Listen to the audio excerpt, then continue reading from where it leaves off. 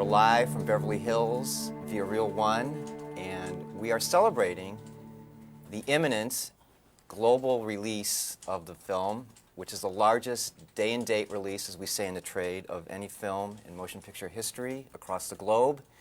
And I'm thrilled to welcome the mastermind behind this whole enterprise, Bryan Singer, who's devoted no less than 6 years of his life, is that right, to this X-Men franchise. Bryan, welcome. Say hello to everyone out there, all the X-Men fans out across the globe. Hello, everyone. We have our first question from our English chat room from Adam Baum, asking, do you have any advice for young filmmakers? You were a young filmmaker yourself once. Do you have any advice for the new generation? Yeah, I think it's always helpful to find good collaborators, because especially early in your creative life, because if you can't find at least a few people to help work with you for free, then chances are it's going to be harder to convince other people to give you money later in the future. Why do you think comic book movies are so successful? X-Men sort of started the ball rolling with the new wave of comic book films, but in the wake there have been Spider-Man and Daredevil, and they've all been tremendously successful. Why do you think that is? I think X-Men is successful because the characters are accessible, and Bryan's has a good sense of radar about making the characters realistic and making sure that they feel like they live in the same world we live in and have the same kind of issues. So I think it's accessible. I think the comic book movies that are not over the top or campy are the ones that do well. And I think as long as we stay in touch with the audience that way, I think those movies will be successful. How does it feel being known as Hollywood's nicest guy? I guess you're picking up the mantle from Tom Hanks, huh? The nicest guy that claws people and slices and dices for a living. I've got to stop that rumor immediately, because nice guys never do action movies for very long. So I can see my career just sort of going out the window, as we say it. But my father would be very happy. He said, no matter what, always be polite. So there you go. Did you envision that producing this movie that would become this massive physical production thing as well as becoming a massive box office hit? No. Although when we were making the first movie, I will say that as we were developing the script, once we had the script, we really did not know how to make the movie. In essence, once you don't know how to make a movie until you make it, and when you're all done making it, you know how to make that movie. So I knew that we wanted all the powers, and you're dreaming up cool ideas for the powers, but when you actually start to film those powers and figure out how you're going to transcend them to screen, that's the tough part. What got you started in acting? What got me started in acting?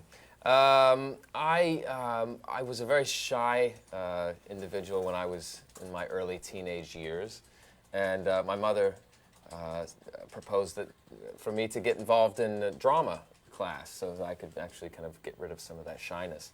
And so I immediately started doing musicals and plays and things like that, and then I guess you could say that I was bit by the acting bug.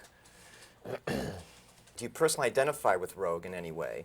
Oh, completely, on so many levels, because basically the mutant metaphor, if you like, is for being an outsider and for being different from everyone else, or at least feeling as if you are. And I can completely understand that, because adolescence in itself is the biggest transition of your life, because you're aware of it. You're aware that you're changing, and you're aware that people are going to be seeing you differently.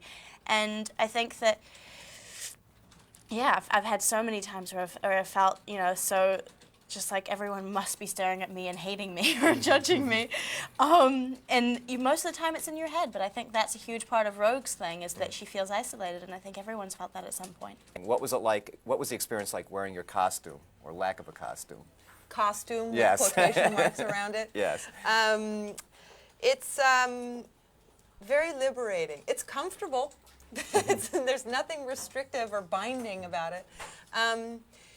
It actually, believe it or not, I don't feel nude at all. I feel very, very covered up.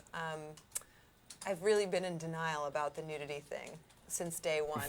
It's like I have to play tricks with my mind on myself so that I don't realize the, how difficult, exactly what's going on. It can be pretty daunting, all of it, but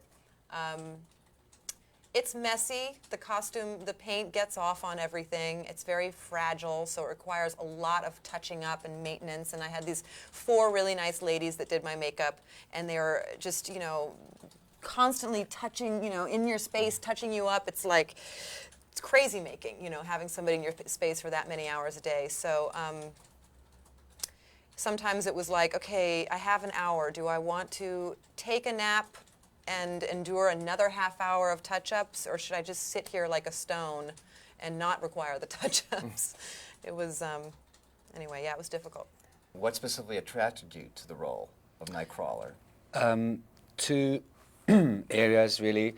One was the whole concept of the X-Men being outsiders, people who are ostracized from society, and the sort of message that it's important to understand other people's cultures and not just hate them because they're different. And also because I really wanted to fly through the air and kill people.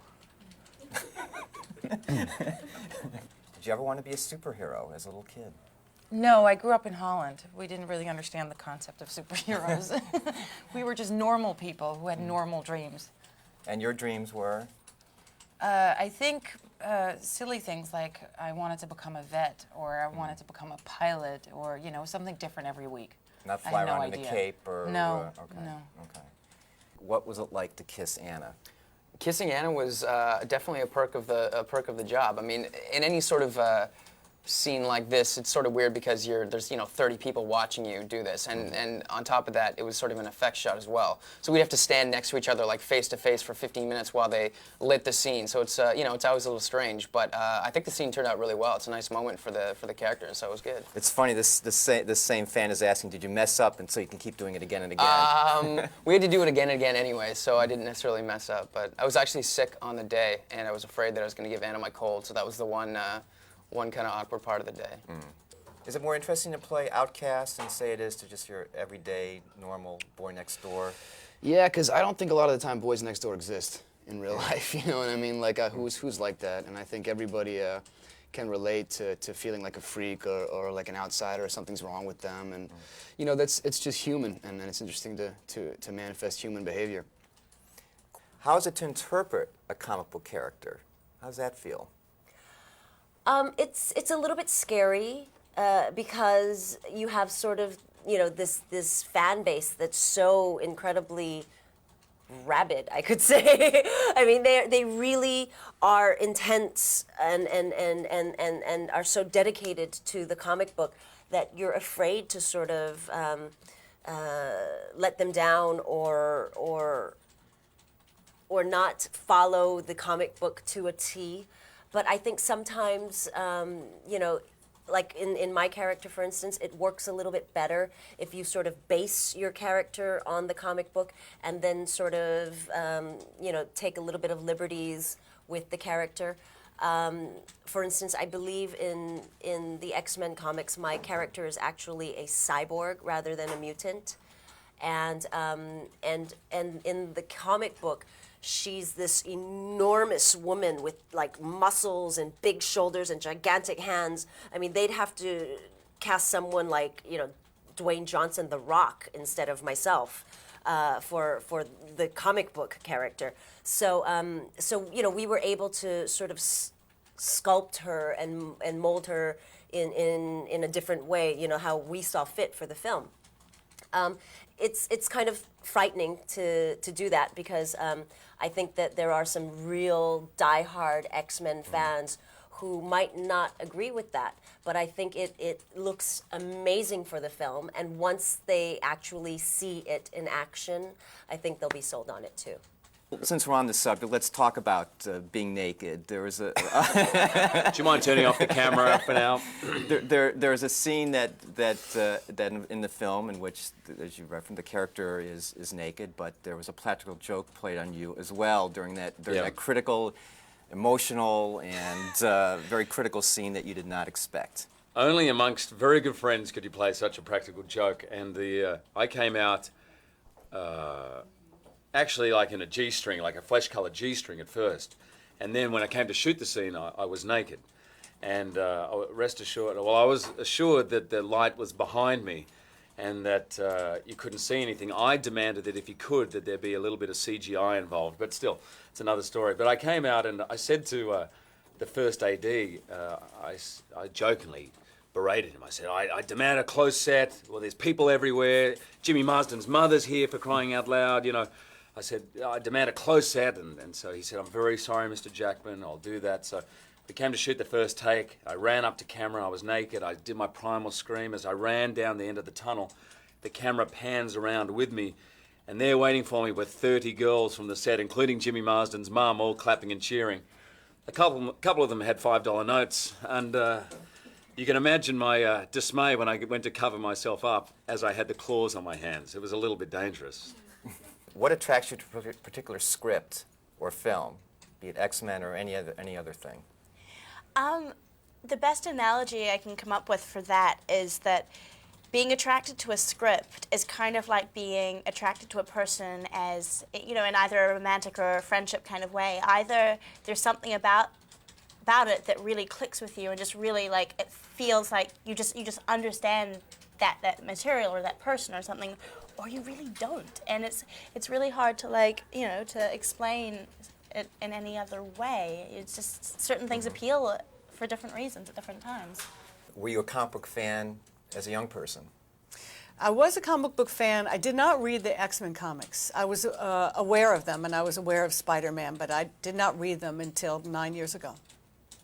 Do you see yourself returning to that world of smaller films at some point, or are you going to stay in this realm of franchise I think building? so, to some degree. I think it's more and more difficult to make movies, to make smaller movies, particularly in today's marketplace. But there's always room as long as the story and the characters are engaging and interesting. Yeah, I wouldn't. You know, and also, you know, we shot The Usual Suspects in 35 days. Mm-hmm. Now we're taking 110 days, you know, and all this prep and all this to make an X. So it might be a vacation. And do you think having actors from all over the world lends a certain spice to the movie? Spice, I love that. I do. I think because in a way the X-Men are all outsiders and they don't fit in, and so to have people from all around the world, a group of actors who don't actually fit in, helps. Yeah, it helps to have a kind of to feel they're all different. If you were to meet a mutant in real life, how would you react? I'd be very curious. And I would want to see them demonstrate their powers. What would you do if you had those powers in real life? Controlling flames. Oh, those powers. Yeah. I thought they were asking me what other power. I think that somebody asked me that in an interview before. I think right now I'd pick a night and I'd light every single cigarette in the bars in New York City for one night and repeal the no smoking law for one evening. That's what I'd do. Well, as long as it's just for one evening. Just for one evening, I know. Check everybody. Was it fun being without makeup for one scene? Oh, otherwise known as my favorite 2 days during the movie? Yes. Yes, that was great. Why couldn't there have been more like that? Yeah, no, I do appear without the blue makeup for a scene, 2 scenes actually. Are you keeping track of what's happening to the character in the comics nowadays? I mean, in between playing the role, or are you sort of put it aside and then get back to it when it's time to don the blades? The last comic I read, the X-Men comic, was the Origin series, which is a fantastic 6-part series about the origin of Wolverine. See, me, it's all about me. So I read them because I get given them quite a bit, and I read them, and I have so much respect for them. I was not a comic book reader as a kid, but I have a lot of respect for the artwork and for the storylines, and X-Men as a comic book is one of the more interesting to me to read as an adult. I think there's a lot in it for adults. And that is there going to be another X-Men movie, an X3? Well, X-Men 3? we certainly want to have an X-Men 3. We're saving sets. We're saving pieces that we didn't get a chance to use, like the Danger Room. Yeah, we're talking about it, and hopefully the movie performs, and we'll see ourselves doing this again.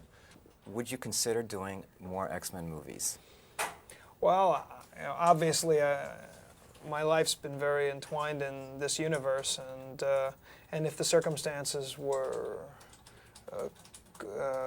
appropriate, and if the having had a really wonderful experience, particularly this time around, this film X2 is kind of the film I probably would have wanted to have made the first time, but didn't quite have the resources and yet could not have made if I hadn't done it the first time around. So in terms of another film, yeah, the ideas are here, and there are things layered into this film which lend themselves to the future.